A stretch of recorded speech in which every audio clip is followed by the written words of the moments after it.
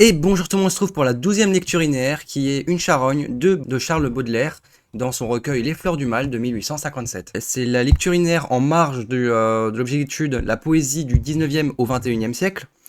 Nous avons eu Rimbaud pour 3 lectures linéaires, mais cette fois nous avons Baudelaire. Voici le texte. Rappelez-vous l'objet que nous vîmes, mon âme, ce beau matin d'été si doux. Au détour d'un sentier, une charogne infâme, sur un lit semé de cailloux. Les jambes en l'air, comme une femme lubrique, brûlante et suant les poisons, ouvrait d'une façon nonchalante et cynique, son ventre plein d'exhalaisons. Le soleil rayonnait sur cette pourriture, comme afin de la cuire à point, et de rendre au centuple à la grande nature tout ce qu'ensemble elle avait joint. Et le ciel regardait la carcasse superbe, comme une fleur s'épanouir, la puanteur était si forte que sur l'herbe vous crûtes vous évanouir. Les mouches bourdonnaient sur ce ventre putride, d'où sortaient des noirs bataillons de larves qui coulaient comme un épais liquide le long de ces vivants haillons. Et pourtant, vous serez semblable à cette ordure, à cette horrible infection, étoile de mes yeux, soleil de ma nature, vous, mon ange et ma passion. Oui, tel vous serez, ô reine des grâces, après les derniers sacrements, quand vous irez, sous l'herbe et les floraisons grasses, moisir parmi les ossements. Alors, ô ma beauté, dites à la vermine qui vous mangera de baisers, que j'ai gardé la forme et l'essence divine de mes amours décomposés. Donc ce texte est très fameux, il donne fin. Hein. Ce texte a d'ailleurs été coupé ici, vous voyez, avec les 3 petits points, puisqu'il est trop long. Donc nous avons 5 strophes, puis nous passons direct, après la 5e, à la 10e strophe. Et donc voici l'introduction. Donc Charles Baudelaire est né en 1821 et mort en 1867. C'est l'un des précurseurs des nouveaux poèmes et du symbolisme. Ce poème, Une charogne, est le 29e de son recueil Les Fleurs du Mal. Dans la section Spleen idéal, il se situe entre les poèmes Le Serpent qui danse et De Prodontis Clamavi. Tous ces poèmes sont inspirés par une seule femme, Jeanne Duval.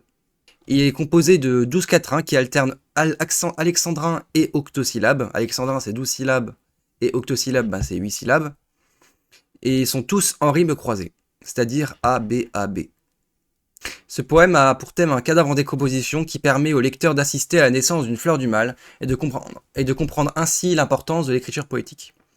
Baudelaire fait donc le choix d'un thème nouveau et provocateur en décrivant l'horrible pour déclarer son amour. Donc nous pouvons nous demander comment le poète, c'est-à-dire Charles Baudelaire, transforme-t-il un objet immonde en un objet poétique, à l'image de l'alchimiste poète qui transforme la boue en or, c'est-à-dire la laideur en beauté.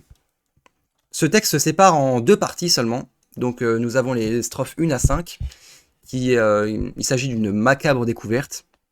Et nous avons la puissance et les pouvoirs de la poésie en 2e mouvement, avec seulement les strophes 10 à 12. Nous ne prenons pas compte des strophes 6, 7, 8 et 9. Donc en général, on peut dire que le titre du poème est apoétique et provocateur puisqu'on parle d'une charogne, ce mot n'est pas poétique, associé à un article indéfini, une, qui nous laisse une part de mystère ce que c'est. Premier mouvement, une macabre découverte. Donc en strophe 1, on commence par un impératif avec le pronom vous, rappelez-vous, c'est qui est une invitation au souvenir. Ce vous est la femme aimée puisqu'on trouve l'apostrophe mon âme à la fin du vers. Le groupe nominal l'objet renvoie à quelque chose de flou. Néanmoins, le fait de l'utiliser avec un article défini signifie que lui et elle s'en souviennent. Au vers 2, on a un cadre temporel très propice à une balade amoureuse. On peut voir que dans ce cadre, il y a un intensif, si doux. L'intensif, c'est si. On a le cadre spécial au détour d'un sentier, où Baudelaire fait une césure à l'hémistiche pour mettre en avant la 2e partie, c'est-à-dire une charogne infâme. D'ailleurs, charogne et infâme est une assistance sur l'horreur de la découverte. On peut même dire que c'est un pléonasme. Le cadre spécial un lit semé de cailloux est une antithèse avec une idée d'inconfort et avec une polysémie du mot, lit, puisqu'on peut symboliser le lit de la rivière, mais aussi le lit où on dort. S'il s'agit du lit où on dort, on peut aussi parler de personnification, puisque la charogne dort dans ce lit. Deuxième strophe, on a le chant lexical de la luxure avec les jambes en l'air. On peut aussi noter une personnification, puisque les animaux, pour les animaux, puisqu'on parle de quelque chose comme des pattes, et cela renvoie à une connotation sexuelle renforcée avec la comparaison une femme lubrique. Les jambes en l'air, c'est des pattes en l'air en fait. Il y a deux participes présents, brûlant et suant, qui évoquent soit la fièvre amoureuse, soit la fièvre maladive. Nous avons aussi la métaphore elle ouvrait son ventre, qui est dégradant puisque de nouveau on fait allusion à cette connotation sexuelle. Il y a deux adjectifs, nonchalante et cynique, qui présentent une femme sans gêne et qu'on pourrait associer à une prostituée. Et nous avons une idée du caractère déjà nauséabond avec le mot exhalaison.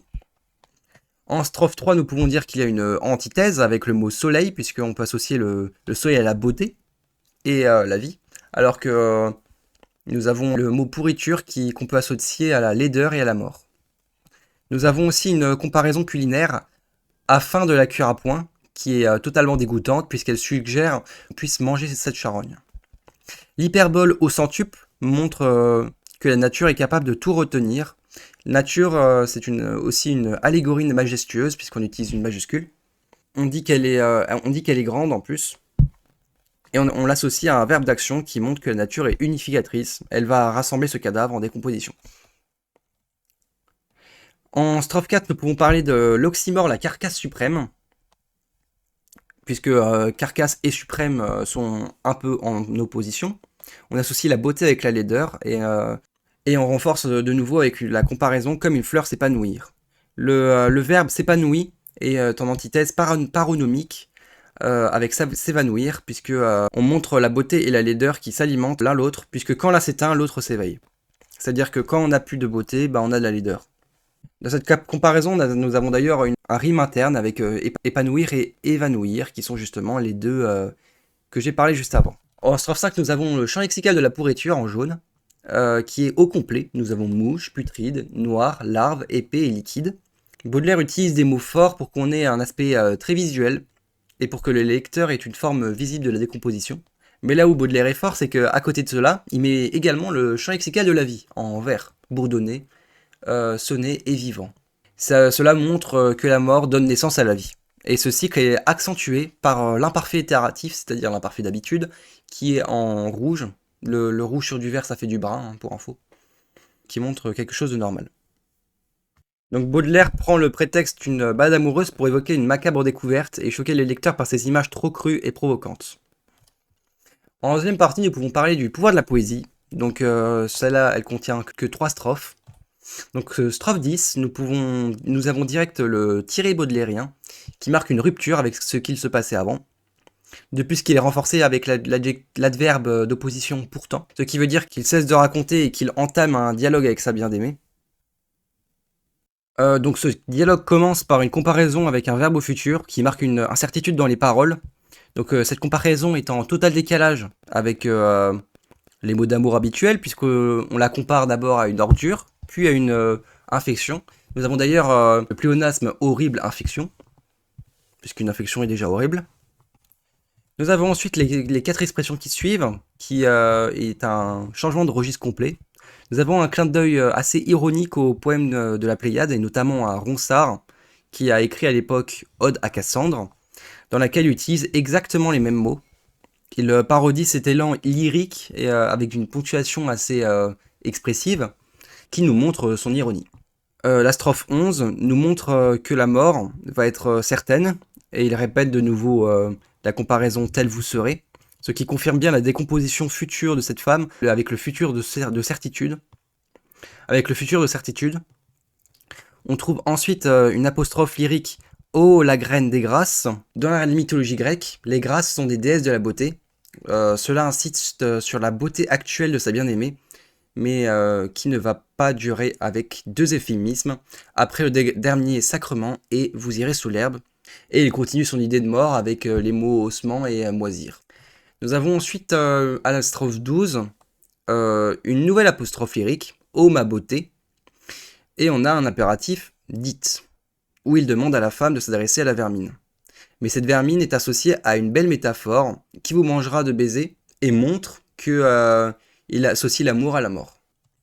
C'est la première fois que l'on trouve dans le poème le mot je, qui est associé à la forme et essence divine. Donc cela montre que Baudelaire appartient au domaine du divin grâce à sa poésie et il peut recomposer tout ce que la mort a décomposé. Donc après avoir décrit une macabre découverte, le poète s'adresse à sa bien-aimée pour lui signifier qu'elle aura le même sort que cette charogne, alors que lui, le poète, sera immortel grâce à son art. En conclusion, nous pouvons dire que Baudelaire s'inspire d'une simple promenade champêtre avec sa bien-aimée pour provoquer le lecteur à travers sa description d'une charogne en décomposition. Ainsi, il cherche à associer beauté et laideur pour que le lecteur voie au-delà du visible et qu'il comprenne que seule la poésie permet d'atteindre l'éternité. Le poète devient donc un alchimiste. Il utilise de nouveaux thèmes en rupture totale avec la tradition romantique. Donc nous pouvons associer ce texte à Vénus Anadyomène de Rimbaud, dans son recueil Les Cahiers de Douai, où Rimbaud va s'inspirer justement de Baudelaire et de son poème Une charogne. Merci d'avoir regardé cette vidéo, à plus.